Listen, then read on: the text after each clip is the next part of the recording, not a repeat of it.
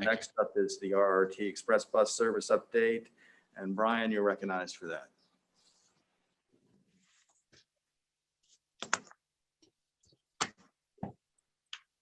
Great interest. Thank you, Mr. Chair. At the April board meeting, Scott Pringle presented on a number of express bus and express lane options as an alternative to the RRT. At that meeting, the board passed a motion asking staff to look at 2 additional options. The board also directed staff to work with Commissioner Kemp to come up with a solution that would be suitable, favorable to Hillsborough County. We did that. We met with Commissioner Kemp and her staff twice. And so today, Scott Pringle is going to present 4 alternatives for your consideration. This was an action item, but in light of the fact that we do not have a quorum, it will have to be an information for today. With that, I will hand it over to Scott. Thank you. Thank you, Brian. Good morning, Mr. Chairman. Good morning, TBARTA Board. Scott Pringle, please confirm that you can see my screen. Yes. Thank you. So just as Brian introduced, as most of you are aware, we've been having this discussion as to what the alternative should be recommended moving forward from our what we call milestone 3 or step 3, so that we can advance it into the remaining steps of the project, which are steps 4 and 5. We started this conversation in January. Since then, we've had some good discussions about some options to that technically recommended alternative that was presented in February. As all of you can recall, at last month's board meeting, we presented a series of information related to an express bus service along the same corridor and the performance of those alternatives. At last month's meeting, a lot of the conversation at the board circled around what we called alternative 6A, a very low cost option with express bus along the entire length of the corridor. At said time, the board did ask us to look at 2 new hybrid alternatives. That is a mix of express bus as well as BRT service along the 275 corridor. So we've done that since last month, and we've just as Brian mentioned, the conversation was, the board instructed us to meet with Commissioner Kemp. We've met with her twice, both discussing some of the elements of the alternatives and we have a 3rd alternative that we're bringing forward that does address some of her concerns that she mentioned last month, as well as a series of data points. So I'm going to go ahead and get into that now. You'll see the 4 alternatives that we've evaluated in this last month. Starting with 6A, that's the same alternative that a lot of discussion at the board meeting circled around last month in April. And that's express bus starting here in St. Pete, working across the Howard Franklin Bridge, at which point that would move into general traffic from West Shore all the way through Tampa into up to Wesley Chapel. Now, alternative A is just that. It's a combination of express bus as well as BRT. In alternative A, you can see that what we're studying or what we're comparing is express bus service coming out of St. Pete, going across the Howard Franklin Bridge, continuing into downtown Tampa. And in order to accommodate that, that does require infrastructure in the State Route 60 West Shore area to accommodate an inline platform to allow riders to access a West Shore intermodal station, and including the infrastructure to sort of slip out of the express lanes, dock at that inline station, and then enter back into the express lanes. Alternative 8B, the 3rd to the right, is very similar to 8A with the exception of adding BRT service in Pinellas. And in both cases, each alternative is looking at BRT service north of downtown Tampa all the way to Wesley Chapel. Another big difference between 6A and the 8 series alternatives is that in 6A, we're looking at 6 stations only, whereas in the 8 series alternatives, we're actually looking at 9 stations. Those 9 stations are 4 in Pinellas, only 3 in Hillsborough County, and then 2 in Pasco County. The 4th alternative that we studied in the last month is 8C. And again, this is a sort of a mixture of some of the elements of the recommendation, including addressing some of Commissioner Kemp's concerns north of Bears Avenue. Whereas we have BRT service in Pinellas County, express bus across the Howard Franklin Bridge, in mixed traffic, so avoiding that cost at the West Shore area until we get to downtown Tampa. At that point, potential for BRT service from downtown Tampa up to Bears, and then from Bears back into mixed traffic all the way up to Wesley Chapel. So before we start talking about the performance of these 4 alternatives, we do want to continue to make the point that the objective of this project was always to be a regional service that was complementary of all the local initiatives. And especially when we start looking at Hillsborough County and only having stops at those major activity centers, you can see that we still have the ability to have those touch points with some of the major initiatives locally, whether it's connections to at USF for the Heart BRT study that's ongoing, or potential conversations around a CSX service or corridor or service on the CSX corridor. Downtown Tampa, we're connecting to a whole host of things, both the potential BRT, any conversations around the CSX, the streetcar extension, even some, kind of longer term conversations related to Brightline being extended from Orlando to downtown Tampa. And then there was the unsolicited bid for additional streetcar infrastructure that was submitted to the city of Tampa. West Shore, we're making connections to that unsolicited bid if that moves forward, that was presented to the city of Tampa.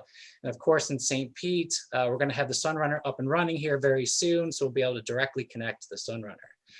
So the point here is, especially in Hillsborough County, it's definitely making those connections. It's definitely complementing those local initiatives. In a lot of ways, having only 3 stations in Hillsborough County kind of changes the characteristic of these alternatives. You're really focusing on those major activity centers, those major employment centers, and getting people to those employment centers, allowing the local initiatives to then take those trips and distribute them within Hillsborough County. So again, here are the 4 alternatives moving from left to right. We do have the capital cost. Again, these are 2020 capital costs. These are the same cost for 6A that were presented last month. You can see the percentage of investment in the alignment, relatively minimal when we're just talking about express bus for 6A, where the majority of that investment is in the alignment or in the stations and the fleet and the services associated with that. Now, when you move to 8A and 8B, out of these 4 alternatives, they are our higher cost alternatives, upwards of, beyond $200 million to construct. And again, I'll remind the board, a good piece of that is that investment in the connection at the West Shore area and through the State Route 60 interchange.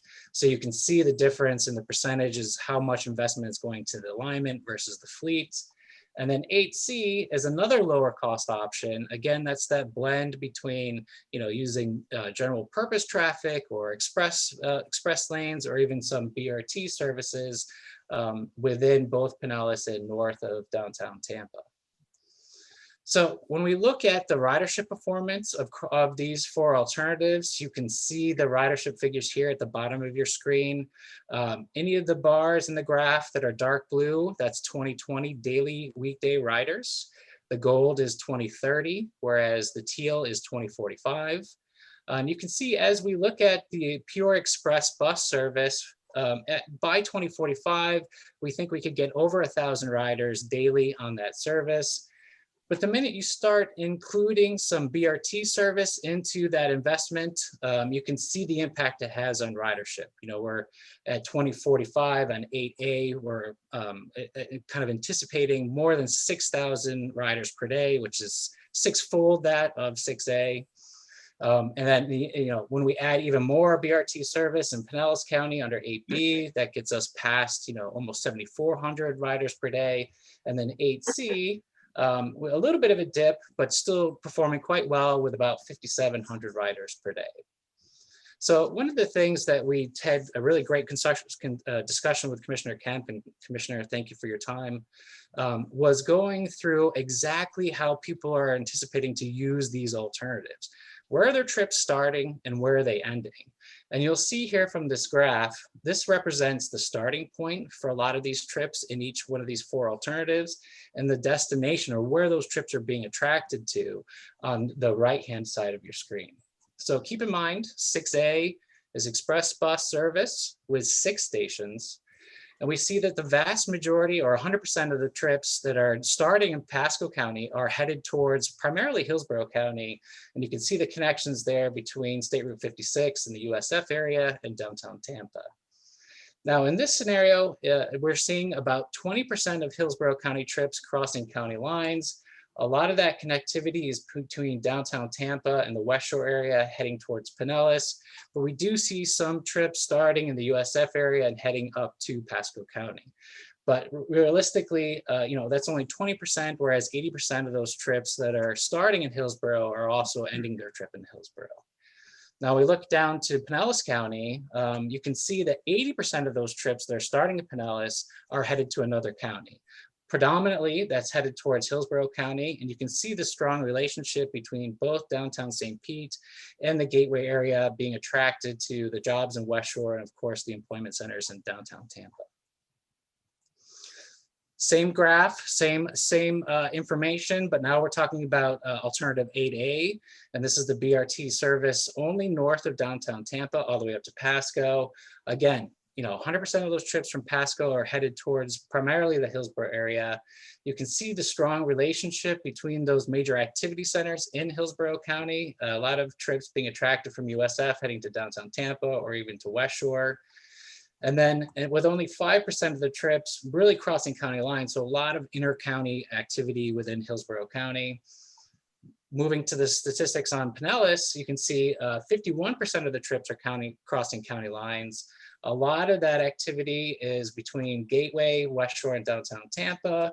But we do see, areas that are producing trips, which are primarily residential areas, like the area in Pinellas Park, which is generating trips that are both attracted within Pinellas to Gateway, downtown Tampa, as well as points in Hillsborough County. So that's alternative 8A. Now, alternative 8B is very similar to 8A, with the exception that now we're adding dedicated lanes in Pinellas County. Again, same type of travel pattern we're seeing in Pasco. A lot of the, almost 100% of those trips heading towards Hillsborough and some to Pinellas. Same, again, we're not really changing the characteristics in Hillsborough County, so the exact same pattern that we saw in 8A is what's happening with 8B. And then in Pinellas, now we're adding those dedicated lanes in Pinellas County. It starts to change the percentages slightly. Still a very strong connection to Hillsborough County and Pasco, 40% of those trips having cross-county lines. But then you do see strong interconnectivity even within Pinellas County, whether it's folks in Gateway going to downtown St. Pete or so on and so forth. So that was alternative 8B. Now we go to alternative 8C. Again, this is BRT in Pinellas using the express lanes across Howard Franklin Bridge, mixed traffic from West Shore to downtown Tampa, BRT north of USF to Bears, and then mixed traffic again up to Pasco County. Same thing in Pasco County. 100% of those trips are heading primarily towards Hillsborough County. Same level of activity that we saw in Hillsborough County, where most of the trips are, flowing between those major employment centers. And then again, in Pinellas County, you can see 51% of the trips are heading across county lines. Again, strong connectivity between some of those neighborhoods like Pinellas Park to the employment centers, Gateway, West Shore, downtown Tampa, and downtown St. Pete. So as we discussed last month, another thing that's really important to the project that we certainly track all the way through is how well we're doing in serving folks who need transit to get around, so transit dependent population. 6A, with only 6 stations, we're getting about just over 28,000 transit dependent folks served by that alternative. Whereas when we add the additional 3 stations, all in Pinellas and Pasco, keeping the only 3 stations in Hillsborough County, we do pick up to 34, almost 35,000 folks who would benefit from transit that require transit to get around the region. Same statistic, but now we're focusing on employment and access to jobs. 6A, just under 300,000 jobs that we can get access to from that alternative with only 6 stations. The 8 series alternative with 9 stations, we're getting up to almost 340,000 jobs served by those 3 alternatives. So For conversation today, we did, as requested, start looking at the opportunity to sort of divvy up the pot across the counties in terms of infrastructure costs. The way we did that is what we're looking at is for the vast majority of this portion of the corridor from downtown St. Pete, including across the Howard Franklin Bridge, which is primarily in all alternatives, just using the express lanes that FDOT's building as part of the Howard Franklin Bridge replacement, is included in the Pinellas pot of funding. From West Shore to downtown Tampa up through the Bears Avenue, we've put into the Hillsborough County pot of funding.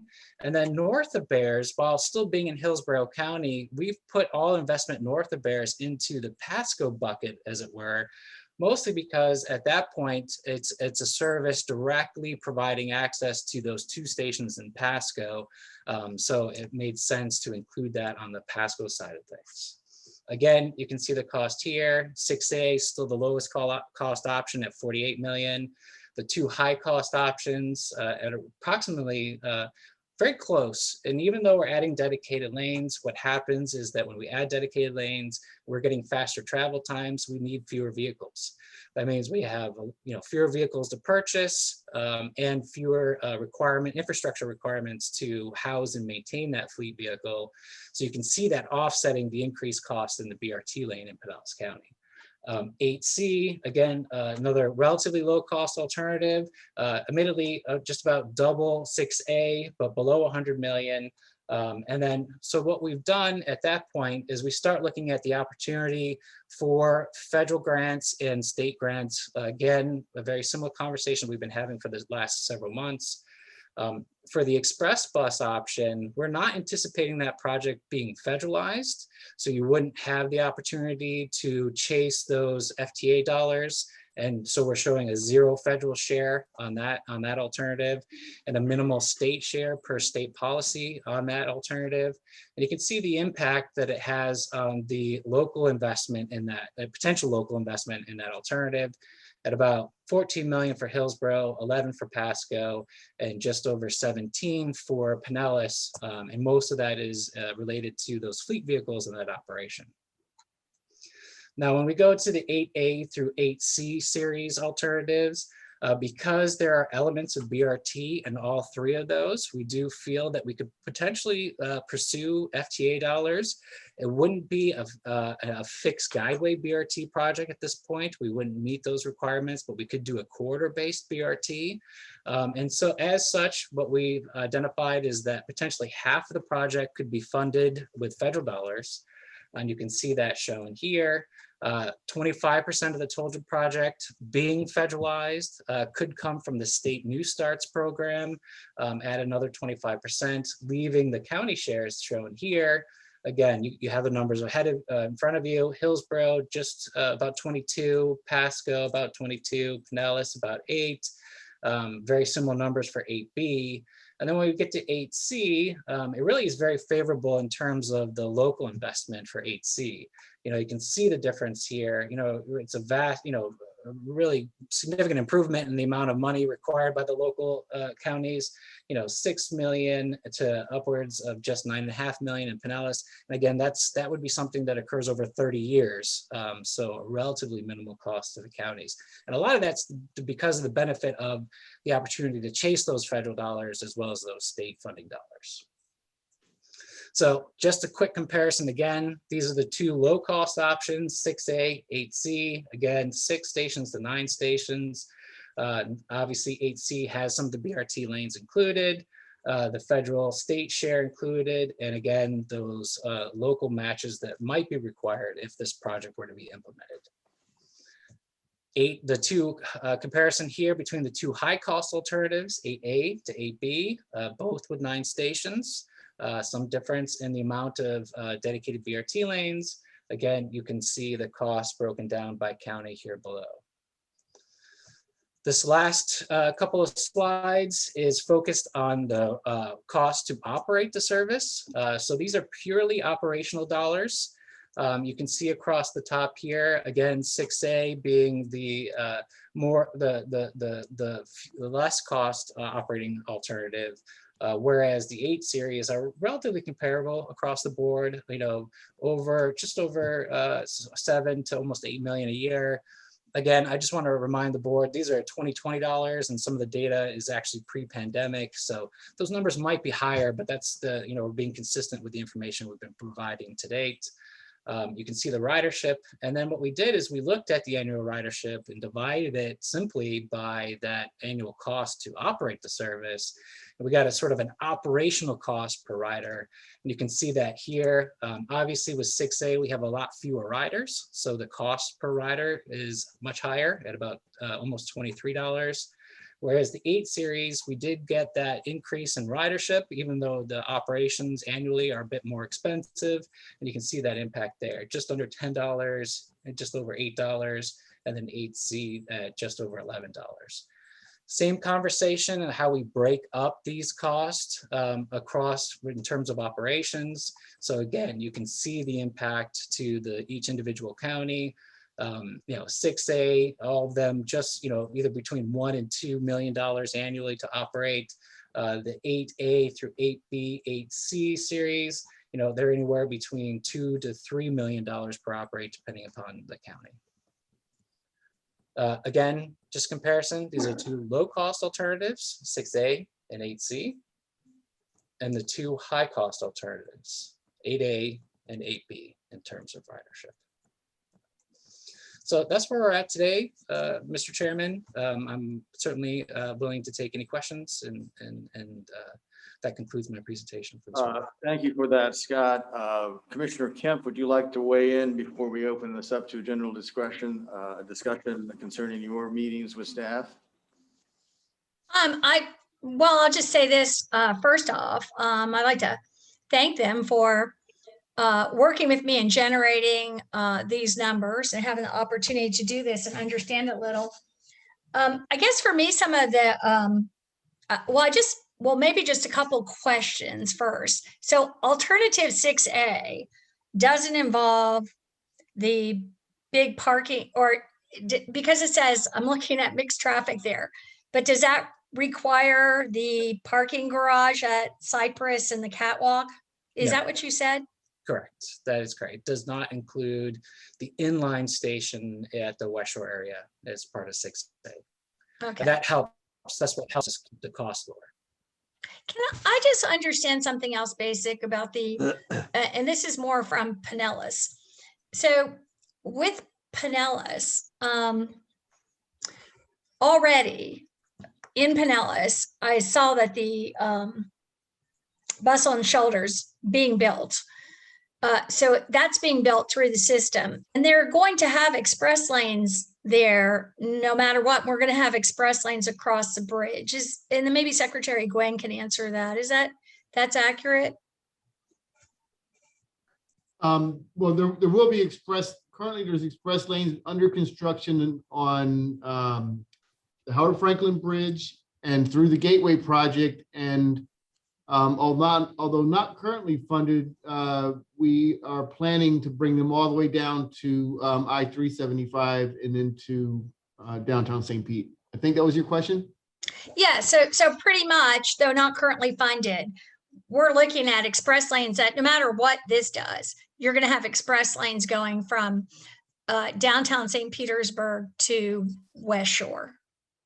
Well, actually, we'll have it through with the West Shore Interchange project. We would have it go down through to downtown Tampa. Yes, into downtown Tampa. So between downtown Tampa down to downtown St. Pete, and the Gateway project would, although not express lanes, there's fixed toll lanes that would go out to Gateway. Okay, and for people that are using those express lanes, let's not talk about the buses here, but and I don't understand it quite why the buses can't use it too. They're going to be, are they going to be able to exit from downtown St. Pete? Can they exit at West Shore? So, well, buses can use it. Buses are actually allowed to use the express lanes, with no charge. So buses are allowed to use express lanes. And we would work with the project to determine how to get the buses in and out at the various locations, including West Shore, depending on the option that's chosen. So there certainly would be an opportunity, just like it would for any vehicles, to get off in the West Shore area. But whether there's a specific exit or accommodation for a bus in the, for instance, in the area around the multimodal station that could be built, that would be worked out once we select a project. So rather than building the big thing in the middle, and I mean, I think it's a terrible idea to put a catwalk across and all that. There will be access for the bus. For instance, if they're coming from downtown St. Petersburg to Gateway to West Shore, there'll be an accommodation for them if express lanes are built from downtown St. Pete, like they're anticipated to be, to West Shore. There will be a way for that, a bus as well as a car, to get off at West Shore without Yes, using that other, whatever that is. yeah, there would be another option, just like it would, they would have the same options that be available. They can continue going in the express lanes to downtown. They can get out of the express lanes in West Shore. They can take the express lanes up to the airport or up to the veterans. So they'd have the same options as any other vehicle. Okay. So, and then I just want others to understand that one of my issue with regards to any kind of freeway BRT, which I mean, I guess the freeway BRT going from downtown Tampa up to Wesley Chapel or Bears, whichever options there are, the freeway BRT, that when that is called freeway BRT, that's bus on shoulder. Correct, Commissioner. We would use the shoulder, one shoulder, and there's enough width in there in the current designs for the TBNX program to allow us to basically paint that shoulder and dedicate it for transit use all day. I see.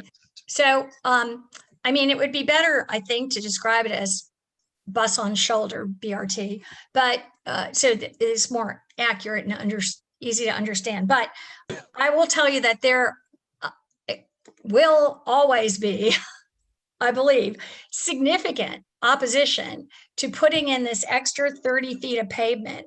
That's 15 feet going north and 15 feet going south. So it's widening that whole corridor with 30 feet more of asphalt. And what that does to me is I've worked very hard, and I very much appreciate what Secretary Gwynn has done in regards to this, because one thing I didn't want to have happen is to have the downtown interchange in Tampa blown up by additional lanes. You know, that was, and as you know, we've had 600 people, we've had MPO meetings into 4 in the morning in opposition to the fixes that were made right now on at this time on our tip. There is even significant opposition to those, and as well as the exit in Ybor. But my fear is I don't want any more lanes coming down, any more asphalt, any more lanes, whether they're today supposed to be dedicated bus on shoulder lanes, but could turn into anything tomorrow, to be headed down into that interchange. And we explicitly, very explicitly took off the planned express lanes that were originally put in that area. So I just like to explain that, because this goes through these very sensitive areas and neighborhoods. I know that besides the right of way that was taken right now, that there's you know, the no other right of way, that you have the right of way, but to 2 more 15-foot lanes into that interstate, I think, I have no doubt will be and continues to be a area of contention and opposition in Hillsborough County, and would not be, I think ultimately would not be supported. But the express lanes, the express bus, I'm sorry, is something that we are doing now. But I'd like to go back to the diagrams that you have with regards to who uses this from where. Those were, to me, very illuminating.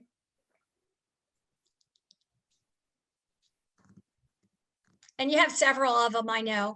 Do you have an alternative in particular? Right. We'll just look at a few of them. But this three of the 4 show 5% of the ridership in Hillsborough County crossing county lines.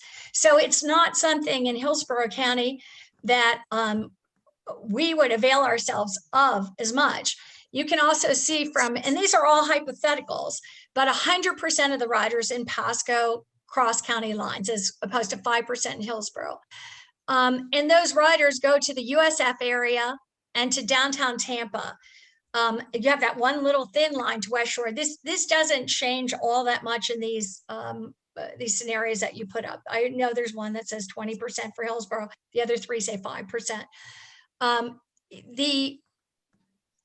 When you with this, one thing it shows is that there is not even the single crazy transit rider who goes from Wesley Chapel to beyond West Shore.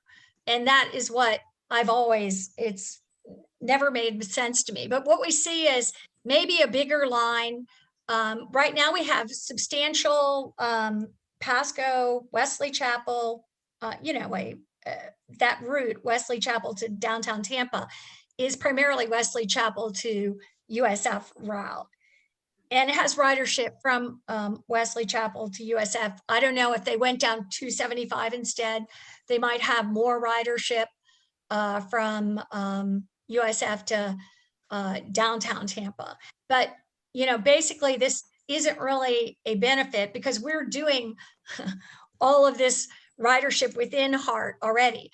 And as you can see too, if you look at Pinellas, we have 51% here, but if you go to some of the other scenarios, it's significantly less for Pinellas. It's always like 100% for Pasco. 47, what are some of the 51 and so 80, okay, 51, 47, back to 51. Got it. Okay, so I guess there are many more people from Pinellas and Pasco, and it's always de minimis service to Hillsborough County riders. But the other area I see is Gateway to downtown Tampa and West Shore. We're already serving, I don't know if there's 2 gateways, but we're already serving, downtown. We're already doing this with express routes. And if the express lanes are going to be there, that serves as purpose. But I guess seeing this and looking at apparently, and the other ones of these are internal routes in Pinellas County that they're already serving, the 54, Tropicana, and 4th Street. And my other question about this in terms of the ridership is we're seeing per trip. So when we see, and maybe Mr. Pringle, you can confirm this. So when we see a ridership out in 2045 of being 7,400 daily riders, that's one ride of somebody coming from Wesley Chapel to USF or downtown Tampa, and then a second ride of them going back. Is that accurate? Right, those numbers are boardings. So if there's someone who's traveling from Pasco to go to an appointment center in downtown Tampa, that would be one boarding, and then their return trip home in the afternoon would be a second boarding. So that is correct. Mhm. Commissioner, to So, your point about the Hillsborough County, for the rest of the board, just, when we only have those 3 stations in Hillsborough County at those major employment centers, it really does fundamentally change the alternative as a whole. You're really looking at just serving those employment centers and bringing in trips from the counties to get to those jobs. right. And as I think is wise, otherwise it become, you're duplicating the service that Hart already provides and provides robustly. We have routes now that are at least, up to 2,000 and 3,000 are big routes a day. And we're looking at this, which is, it just strikes me that from all of these numbers, so obviously demonstrate where the need is and where the most efficient use of our transit dollars can be invested and how they can be invested. And it makes sense to me that looking at this, that there might be a best scenario for a one seat ride from maybe downtown Tampa to we already do downtown Tampa to Britain Plaza to Gateway on the other side, but not Gateway Carilion, I guess. But there might be a route that is needed to be generated from downtown St. Petersburg to West Shore that way. There might be a route that could be generated from Pasco County into Hillsborough, and those would be the express routes that would, could serve most of this in the, best way. And I'm just wondering about FDOT. I know you fund 3-year routes and then turn it over to the agencies, but the best way that this seems to work is if FDOT were to fund express buses to serve these 2 smaller portions of this route. I'm just wondering, Secretary Gwynn, I know they're not asking you. I'm asking you, but to me, it would make sense that those 2 services, PSTA and the Pasco Transit Service, would make some requests like this for FDOT funding of those routes. Yeah, so what I can do is, let me do a couple things. The first thing I would like to do is just to make sure everybody understands what the commitment FDOT has made regarding the shoulders. So north of I-4, where we talked about the shoulders, if we did not have this project and we do a project on that, whether it be a resurfacing or adding a lane, our standards are to add a 12-foot shoulder on the outside of the road. That's typically there for breakdown lane, for law enforcement, for those sorts of things. We were not proposing to add a 15-foot bus lane in addition to that. Essentially, what we would be doing is adding 6 feet of pavement, 3 on each side, that would widen the lane, the shoulder, from 12 feet to 15 feet. And then and also I think Scott may have mentioned that it was only for the use of buses. It also would be used for breakdown. It would be used for other things. And in those cases, the buses would have to go around those vehicles should there be an incident. Hopefully with 15 feet, there'd be enough room for the vehicle to pull over to the far right and the bus would still be able to get past it within it. But it's not an additional 2 15-foot lanes. It's actually additional 3 foot on each side. And what we've committed to do since the beginning, if this project goes forward and there's an option for bus on shoulder as what I would call an incidental cost to the construction or a slight incremental cost, we would agree to harden and widen the 3 foot additional shoulders to accommodate the buses. We'd include that as highway costs. That would not have to be a cost of the project. But I guess it's good to remind everybody of just some of the rules we have that we have to abide to when we look at funding transit from FDOT, and also some items that are in the works that may be available to us soon, but I want to make sure everybody's aware of kind of what they are. So on the capital cost side, your rolling stock, your vehicles, your stations, construction that is primarily or solely for the use of the transit vehicles and transit system, we are statutorily limited to providing only 50% of the non-federal share. So there would still need to be an equal commitment from the local agencies for those construction costs. That's a statute. That's not something we can change. And that's exactly what it was on Sunrail, where the locals had to pay 25%, the state paid 25%, and the federal government paid 50%.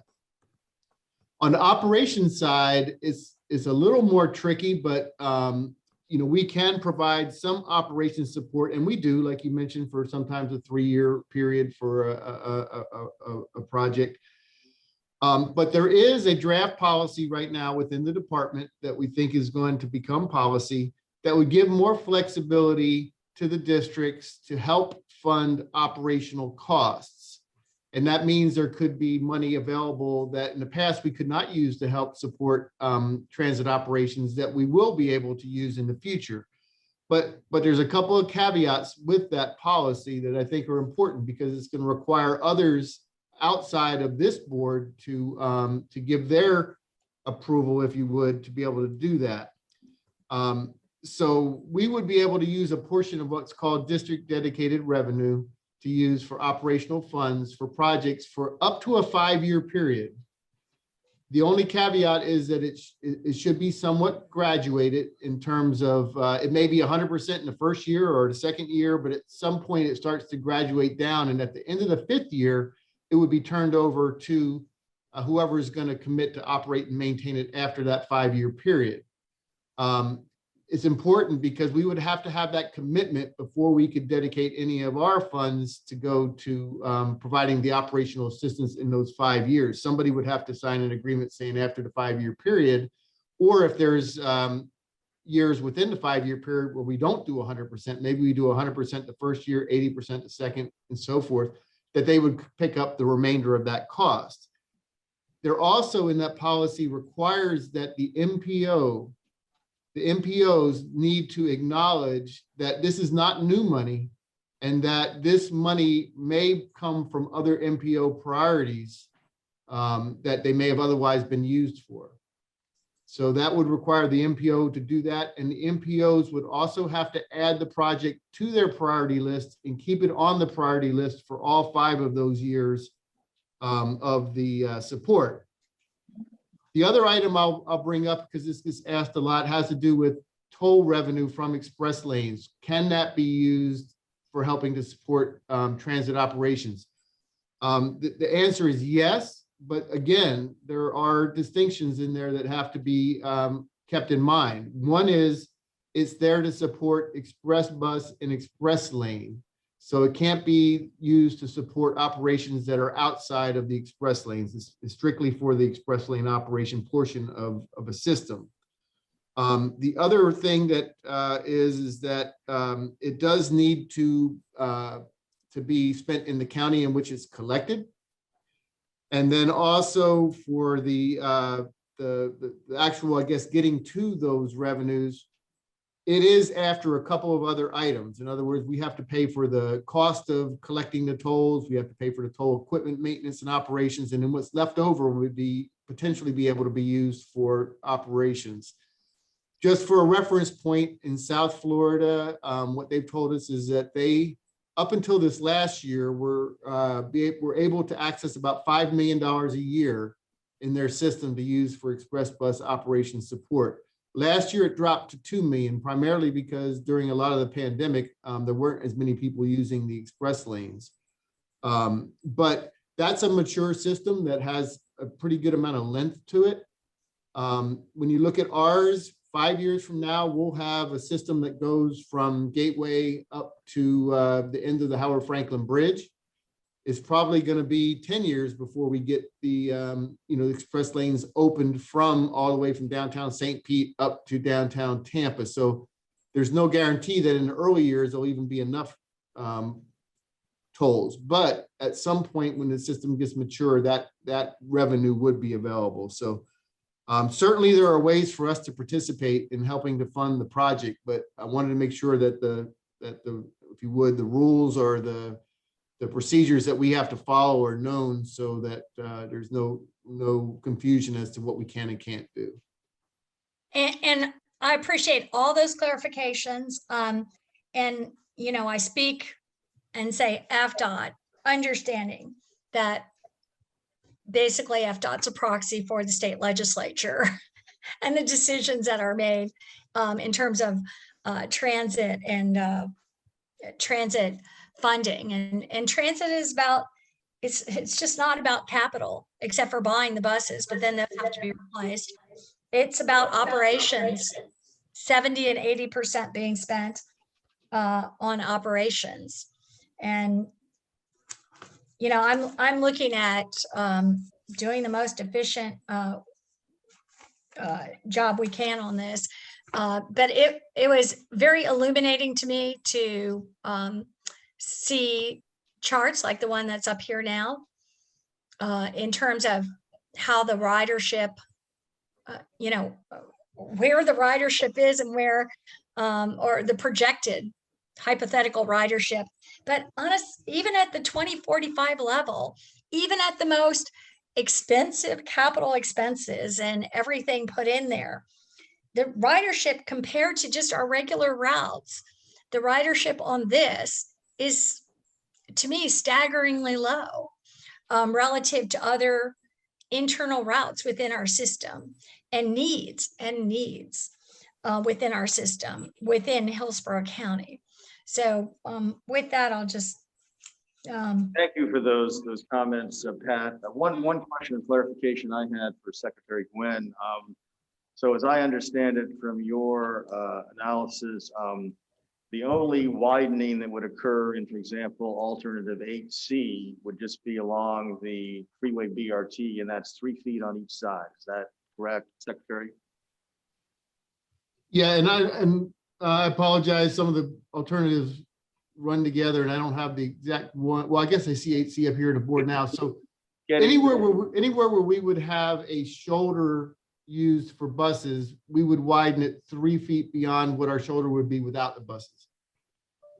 Yeah, that's what I was basically getting at. In alternative B, 8C provides a very small area there where that could be done with, I would think, very little impact. I mean, that's a discussion for when we probably vote on this, but I wanted to make sure everyone knew that there's not a huge widening that occurs other than from, looks like from downtown Tampa north to probably, I guess that's Bears or so there, which I don't know. Obviously, I can see neighborhood opposition to huge expansions of freeway because of noise and all the other issues. I don't know whether 3 feet beyond normally would have to be done. Is that significantly impactful or not? That's a question for debate. Members, other questions and comments? I assume everyone probably has something. Cliff, why don't we start with you and go around this way so everyone can.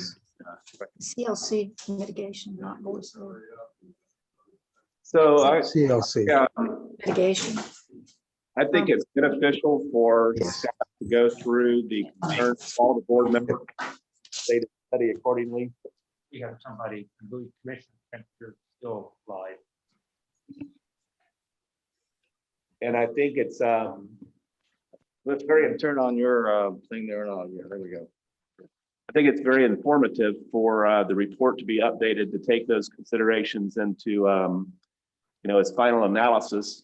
It did come out of it that appears to be a good alternative. I'm kind of impressed with the details and some of the things C and HC.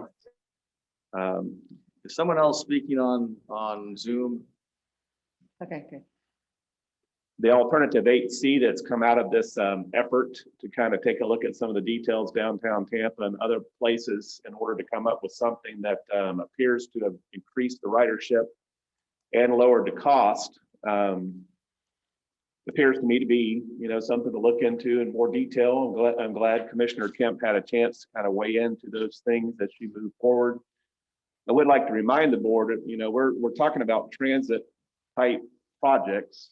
Transit projects like this require some asphalt. We can't be anti-asphalt. I mean, if we're going to build transit systems and they're not going to be rail, we are going to be building new asphalt. We're going to be putting down hardened lanes. We're going to be expanding infrastructure, and we're going to be building roads.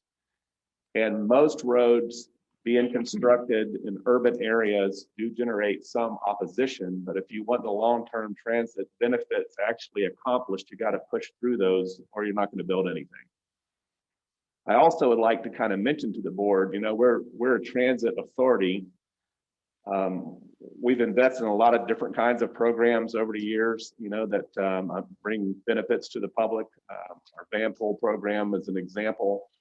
But if we can't bite into a major transit project and convince the legislative authority that we've actually accomplished something that moves people efficiently between St. Pete and Wesley Chapel, I don't think we have a lot to show for our efforts.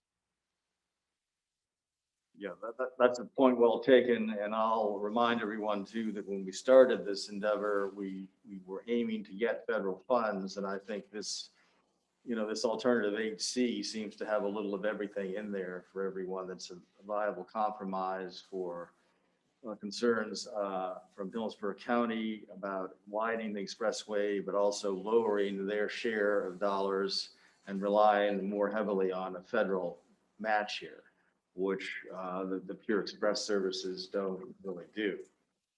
So I would think those offsetting concerns might you know, suggest that that alternative is the better one in consideration. But we kept a federal share, fairly significant federal share. It also has a fairly good ridership projections. Then it lowered across the board all the local contributions. So it seems to me that it has a lot of lift in it from the conversations that have been brought back to us. Thank you, Mr. Chair. thank you, Cliff. Rich? Thank you, Chair. Before I get started, Scott, can you bring up the slide that showed the percentage of travel into and out of the different areas? Just the first one would be fine, the very first one you showed. Yeah, just those. But I want to first start off with thanking both Commissioner Kemp and Scott Pringle and their teams to get together. I think what they worked out was some different ways to look at this also in terms of how we can do this, how we can do it differently, how we can make it work with the local transit agencies in the regions that we're dealing with. And so hats off there. And I think it helped all of us out greatly as we looked at it from a different kind of standpoint, if you will. There's one, and I'll agree with Commissioner Kemp. I think the regional transit agencies are doing a phenomenal job supporting their local communities. HART, as you know, I sit on that board. HART does a phenomenal job supporting the folks within Hillsborough County and all. So there's no disregard there. The reason I asked Scott to bring up this slide is because Commissioner Kemp looked at it one way, and I look at it a different way. I look at it and I see the pipelines coming into and out of the different communities. And as Commissioner Kemp mentioned, a great deal coming into Hillsborough from other counties, whether that's Pinellas, Pasco, Manatee, it doesn't matter. What I see there, though, is commerce. I see people coming into Hillsborough to work. I see people coming into Hillsborough to shop, entertainment, dine, and take part of Hillsborough County. And I see that as a boom, not as something that's a detractor.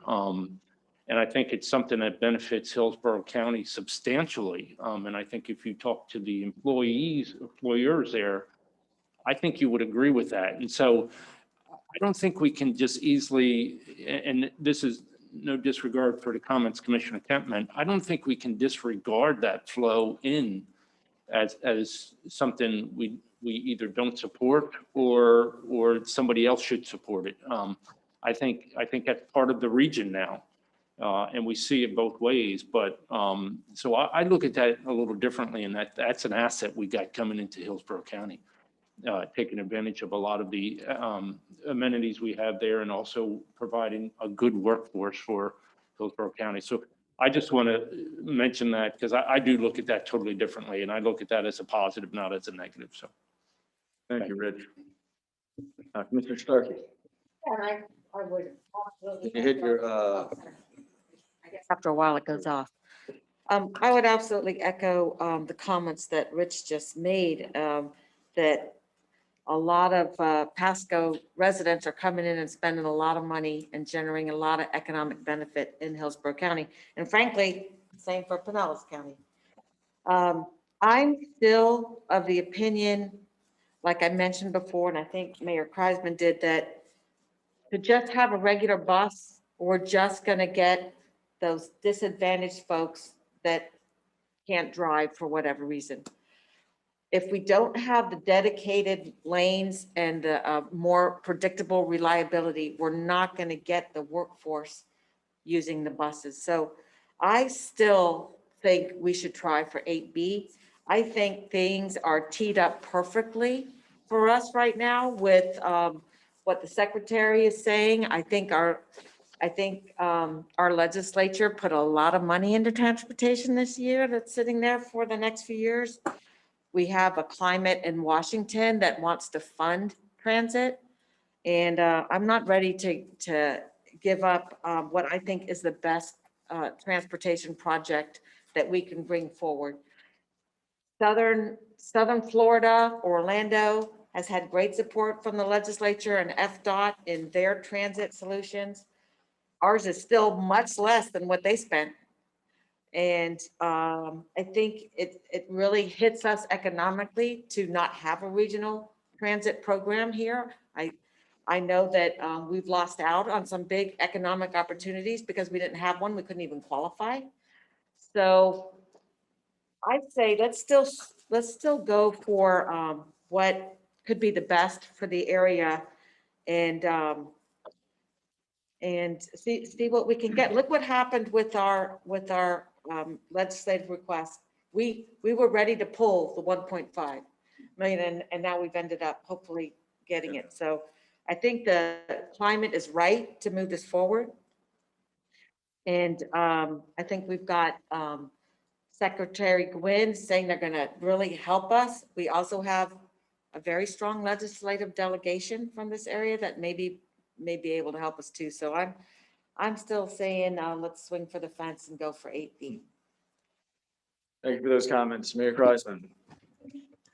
Thank you, Mr. Chair. I think there's been some great comments that have been made by this board, and I appreciate all of the work that Scott, you and your team have done. I think it's important that you had those conversations with the commissioner, with Commissioner Kemp. And I think we've got some really interesting alternatives to look at now today. I don't think that we necessarily had at the last meeting, and that's not to say the work that you all had done wasn't important before, but I think the more options we've got available to pick from and choose from, the closer we are to getting to where we want to be. I agree.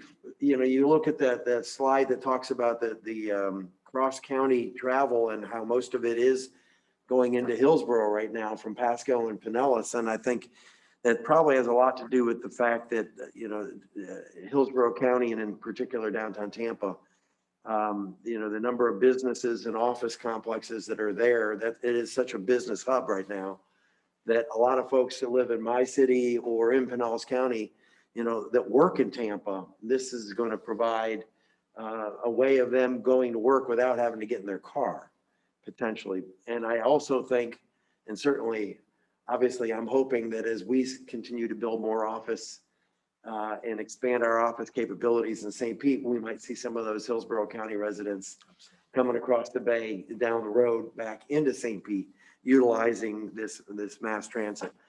I always look at the numbers, and Commissioner Starkey, I love to shoot for the sky too. I agree with you.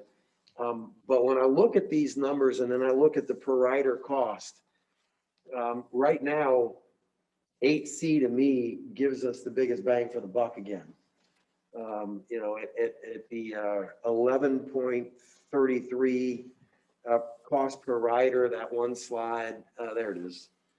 The number of riders we get, going from that to versus the cost of the project itself to 8B, we don't get as many riders versus what the cost of the infrastructure is. And that's the only hesitation that I have is when I look at that. So, again, I would ask the question as we get toward a place where when we have a quorum, we can make, a formal recommendation.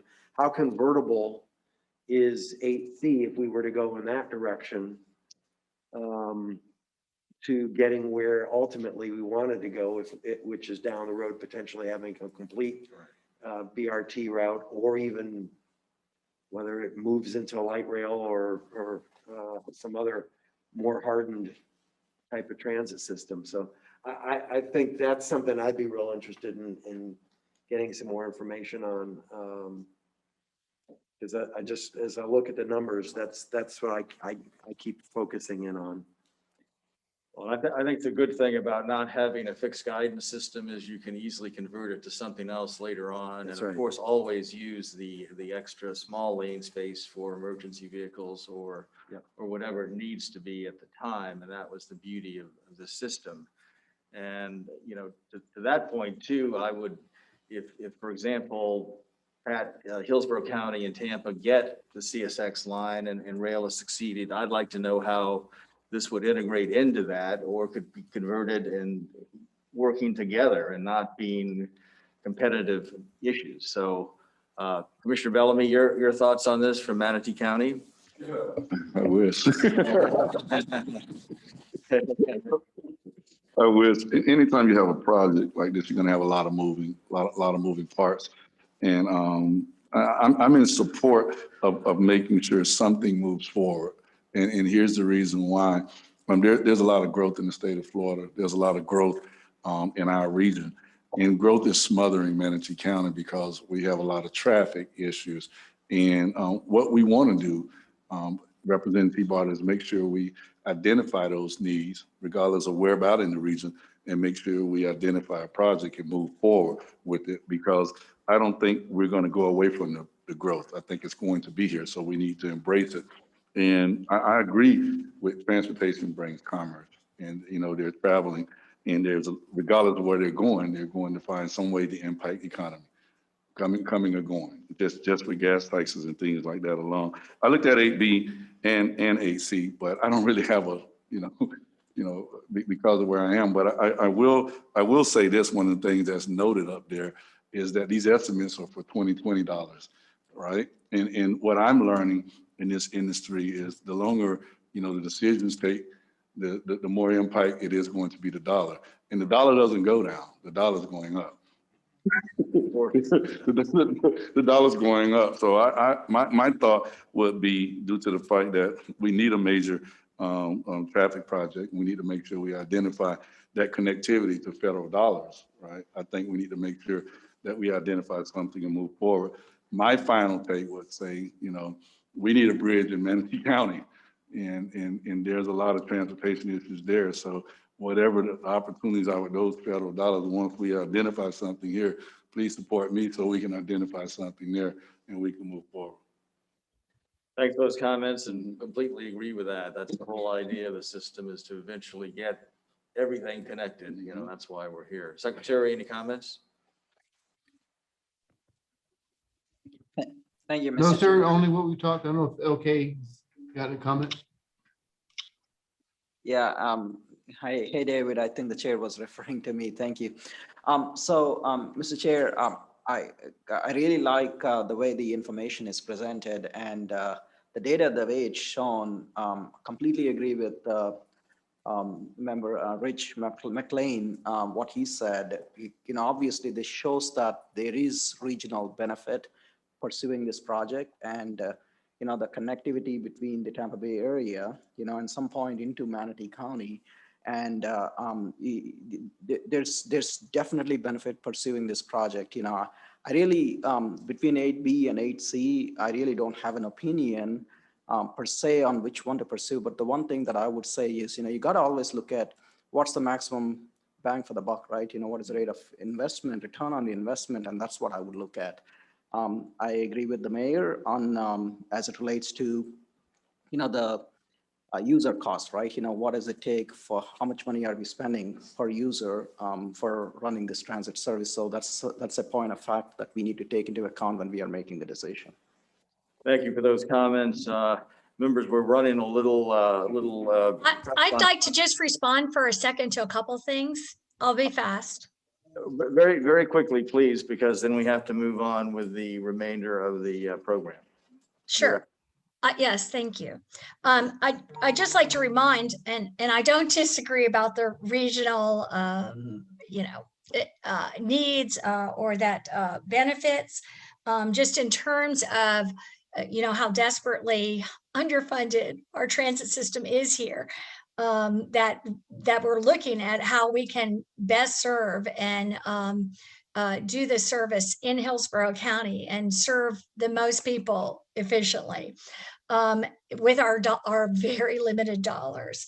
And second, I'd just like to remind everybody, we're already doing all of this. We're already doing it with our express bus routes that we have in place right now to any of these areas.